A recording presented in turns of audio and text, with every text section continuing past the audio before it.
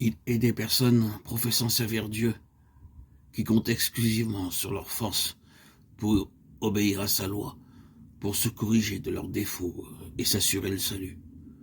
Leur cœur n'est pas touché par le sentiment profond de l'amour du Sauveur, mais elles s'efforcent d'accomplir les devoirs de la vie chrétienne comme une condition à remplir pour gagner le ciel. Une telle religion ne vaut absolument rien. Quand Jésus-Christ demeure dans un cœur, celui-ci est tellement rempli de son amour et de la joie de sa communion qu'il se cramponne à lui. Dans la contemplation du Sauveur, le moi est oublié. Son amour devient le grand mobile de toutes les actions. Ceux qui ont compris l'amour de Dieu ne se demandent pas quel est le service minimum qu'ils peuvent lui rendre sans être rejetés. Ils ne visent pas au plus bas degré de la vie chrétienne, mais ils s'efforcent de se conformer parfaitement à la volonté de leur Rédempteur. Ils abandonnent tout. Et ils manifestent dans la recherche des choses éternelles un intérêt et une ardeur proportionnés à la valeur de l'objet de leur recherche.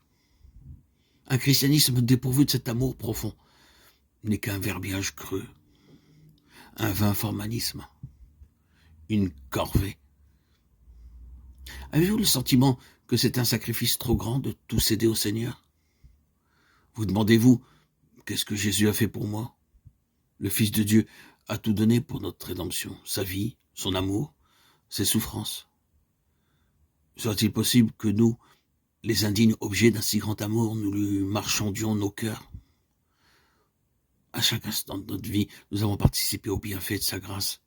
Et c'est pour cette raison que nous ne pouvons pas nous rendre compte de la profondeur de l'ignorance et de la misère dont nous avons été tirés. Pouvons-nous porter nos regards sur celui qui a été percé par nos péchés et dédaigner ce grand amour, ce grand sacrifice? Peut-on, en contemplant la grande humiliation du Seigneur de gloire, se plaindre des luttes et des renoncements exigés pour entrer dans la vie éternelle? Maint cœur orgueilleux se pose la question. Pourquoi me repentir? Pourquoi m'humilier avant d'avoir l'assurance que je puis être accepté de Dieu? Je vous en prie, portez vos regards sur Jésus-Christ. Il était sans péché. Il y a plus. Il était le roi du ciel. Et par amour pour l'humanité, il s'est fait pécher à notre place. Il a été mis au nombre des malfaiteurs. Il a porté les péchés de beaucoup d'hommes et il a intercédé pour les coupables. Ésaïe 53:12. En revanche, que sacrifions-nous quand nous nous donnons entièrement? Un cœur souillé par le péché, a purifié par son sang, a sauvé par son amour infini. Et l'on trouve difficile de tout abandonner. Je suis honteuse de l'entendre dire, confuse de l'écrire.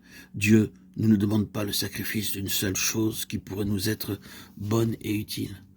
Dans tout ce qu'il fait, il n'a en vue que les intérêts de ses enfants. Il tient en réserve pour eux des biens infiniment supérieurs à ceux qu'ils poursuivent. Ah, si tous ceux qui n'ont pas encore décidé de suivre Jésus s'en rendaient compte. Celui qui agit contrairement à la loi de Dieu fait à son âme le plus grand dommage. Il n'y a aucune joie véritable sur le sentier défendu par celui qui fait tout en vue de notre bien. Le chemin de la transgression conduit au malheur et à la ruine.